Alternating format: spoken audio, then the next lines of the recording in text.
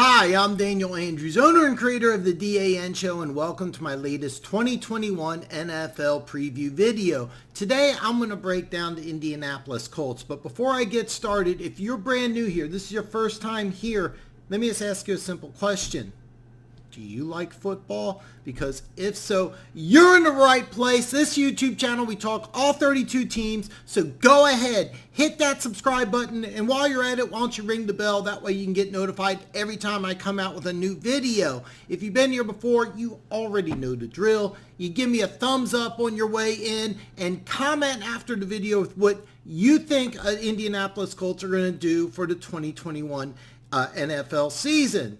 Now, here's how this video works. I'm going to give you 3 things I like about the Colts, followed up by 3 things I don't like, but stick around to the very end where I break down the biggest over-under and I reveal if I am going to put action down on the Indianapolis Colts. So let's kick this off with the first thing I like about the Indianapolis Colts. DeForest Buckner and Darius Leonard, I mean, this is pretty simple. You have maybe the best linebacker in the National Football League with arguably the second best defensive tackle. The NFL Network does its top 100 list, and they had Darius Leonard at 37 and DeForest Buckner at 27. Buckner was rated the second best defensive tackle behind Aaron Donald. And personally, Darius Leonard was ranked way too low on that list, but that's another story. But bottom line, these two were first-team NFL All-Pros last year and 100% deserved to be. I could go into extreme detail about everything I'd like about both of these two stars, but ultimately, bottom line, when I break down the Colts, this is the very first thing that comes to mind. The second thing I like about the Colts is running back Jonathan Taylor. I had a major draft crush on Jonathan Taylor coming out of Wisconsin. I firmly believed if he was able to crack a 4.55 in the 40-yard dash, he would go in the first round. Well, he ran a 4.39.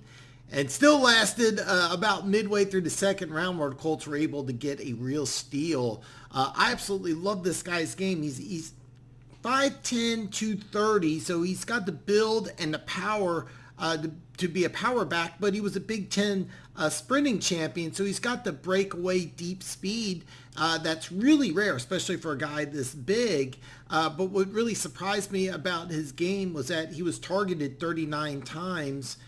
In the receiving game, he caught 36 receptions. That's exceptional. At Wisconsin, he barely caught the ball, so I was really surprised that he was as good of a receiver as he was. Now, he wasn't asked to run downfield routes, but he showed a lot better receiving ability than was really expected. I actually think Taylor could crack 2,000 yards this year, and in my opinion is a dark horse MVP candidate. At Westgate Casino, it's plus 50,000, so a $100 wager will win you $50,000 if Jonathan Taylor does win MVP. Yes, I'm very biased. I love this kid, and despite a really good rookie season, I think he's extremely undervalued and completely underrated.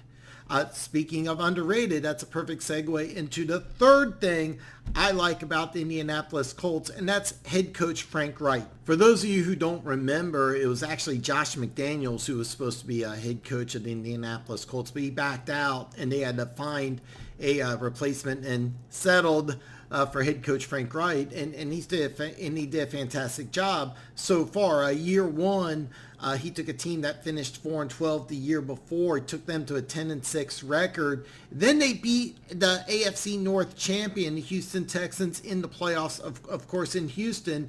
Big time win. And that year, the Colts started off 1-5. Finished 10-6, and again, they upset Houston in the playoffs. Next year during preseason, Andrew Luck unexpectedly retires. They end up starting off that season 5-2 before injuries started to steamroll, and they finished 7-9. Last year, they signed Phillip Rivers. They lose to Jacksonville in week 1, and the season looks like a complete train wreck. Instead, they finished 11-5, and even though they did lose in the playoffs to the Buffalo Bills, they played them really good. If you watch the game, it really looked like, at least to me, that if this game was another 2 minutes longer, I think the Colts win that game. Buffalo got really lucky. Look, Reich wasn't the guy that Indianapolis wanted, but instead he's done a fantastic job. I actually think that they got a better coach than Josh McDaniels might have been. He's 28-20 so far with 2 playoff berths, despite some unusually tough circumstances. In my opinion, Frank Reich is easily a top 10 NFL head coach, and the Colts got very lucky to get him. So just to recap the 3 things I like about the Colts: I like their defensive stars, DeForest Buckner and Darius Leonard. I have a major man crush on Jonathan Taylor, and I love head coach Frank Reich. So now, 3 things I don't like about the Indianapolis Colts. First thing I don't like about the Indianapolis Colts is the quarterback situation. As of today, Jacob Eason, last year's 4th round pick, is slated to be the starter opening day. Now, I use our lads when looking at the depth chart, and that's who they have. But he's actually battling 6th round rookie Sam Ehlinger for that backup spot, and has the possibility to be the starter week 1. Not having an experienced backup is bad, but having your starter missing time in training camp is worse. I mean, this is 2 problems. One, your starter who is with another team, Carson Wentz, he's missing time with a new organization. Now, because he's worked with Frank Reich before, he probably knows the system and the offense, but it's really important when you get a brand new starting quarterback, he spends as much time in training camp and interacting with the players as possible. Second issue is not having an experienced backup, and not even being sold on Eason, who should have this job on lockdown. I mean, there should have been no question going into training camp and preseason that this is going to be the backup quarterback to Carson Wentz. But instead, you're looking at a 6th round rookie who may beat him out to be the backup quarterback for 2021. That's a bad thing. Now, second thing I don't like about the Colts, and I've already kind of talked about this, is the injuries. While in training camp, Carson Wentz and Quentin Nelson both got injured and required surgery. It's unknown if both are going to be able to start day 1. Now, as I'm making this video, both have just returned to practice, but it's not clear if they're going to start week 1. And then they signed Eric Fisher from the Kansas City Chiefs to play left tackle. Now, he ruptured his Achilles tendon against Buffalo in the AFC Championship game. He's on the PUP list.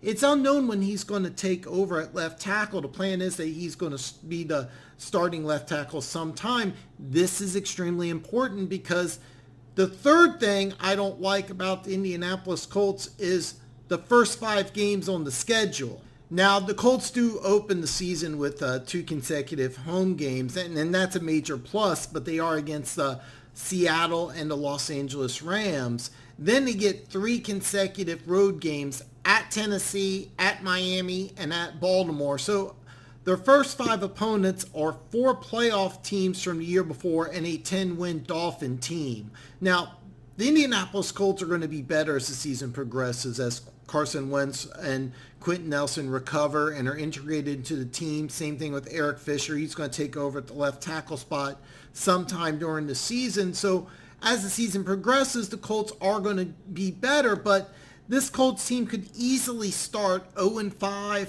or 1-4.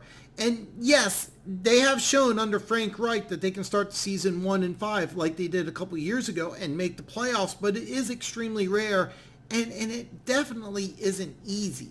So just to recap the 3 things I don't like about the Colts: I don't like the quarterback situation. They have a lot of injuries to key positions early on, and the first 5 games of this schedule is brutal. Now, this is the advanced part of the class. This is where I break down the Vegas over-under for the yearly win total, and I reveal if I am going to put action down on the Indianapolis Colts. The over-under is 9 for the Indianapolis Colts, and whether you take the over or the under, it's -110. And what this means is you have to wager $110 to win 100. Now, for the Colts to make the playoffs, yes is +110, no is -130, which means if you like the Colts to make the playoffs, if you wager $100, you'll win 110. If you say no, you have to wager $130 in order to make 100. And to win the AFC South is plus 140. Again, it's a very long shot, very big long shot, but my dark horse MVP is Jonathan Taylor plus 50,000. So a $100 wager will win you $50,000 for Jonathan Taylor to be MVP. Now, first off, I am not putting action down on the Colts. I have really no idea what to expect from this team with the injuries and the tough beginning of the schedule. I'm going to go with under 9 as the play. And I'll be honest, I may wake up tomorrow and change my mind and say, okay, well, this is why over.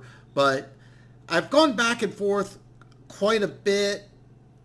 But my play would be under. The shaky offensive line situation plus the uncertainty with Wentz's health, the backup quarterback's a complete question mark. This just worries me too much. So I strongly advise against betting on the Colts this year, but if you have to play the Colts, my suggestion would be take under 9. Now, if you haven't already, hit that subscribe button. Subscribing to my YouTube channel really helps me out. It helps in the YouTube algorithm, so please hit that sub button if you haven't already.